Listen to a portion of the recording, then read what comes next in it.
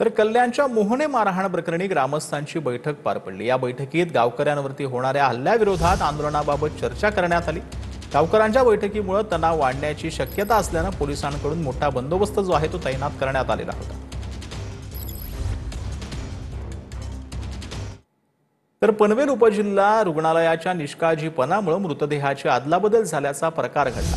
या प्रकारामुळे कुटुंबामध्ये वाद निर्माण झाला, त्यामुळे परिसरामध्ये तणावाचं वातावरण होतं। एका कुटुंबाने मिळालेल्या मृतदेहावर अंत्यसंस्कारही केल्याची माहिती समोर आली। यावर प्रशासनानं दोन्ही कुटुंबांची समजूत काढून तोडगा काढला। तर जळगाव शहरातील एका गाण्याच्या कार्यक्रमात एक तरुण कमरेला बंदूक लावून नोटा उधळत असल्याचा व्हिडिओ व्हायरल झालाय।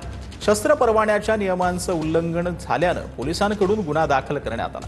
संबंधित तरुण पियुष मनियार याला चौकशीसाठी नोटीस बजावण्यात आल्याची माहिती पोलीस अधिकाऱ्यांनी दिलेली आहे।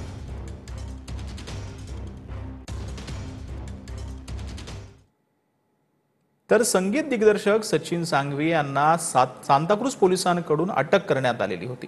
तरुणीला लग्नाचा आमिष दाखवून लैंगिक अत्याचार केल्याचा आरोप करण्यात आलेला होता। कोर्टाकडून सचिन सांघवी यांना जामीन जो आहे तो मंजूर करण्यात आला आहे।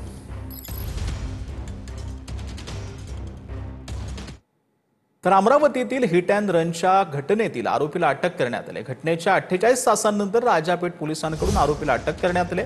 रोहित नंदागवळी असं अटकेत असलेल्या आरोपीचं नाव आहे। दस्तूरनगर मार्गावरती रोहितनं 2 तरुणींना उडवलं होतं। अपघातात दोन्ही तरुणी गंभीर जखमी झालेल्या आहेत। तर अमरावतीतल्या हिट अँड रन प्रकरणात या घटनेतील आरोपीला अटक करण्यात आलेली आहे। दिवाळीच्या वेळेला एका कारनं जी आहे ती या 2 तरुणींना धडक दिलेली होती आणि यामध्ये 2 तरुणी सध्या गंभीर जखमी आहेत।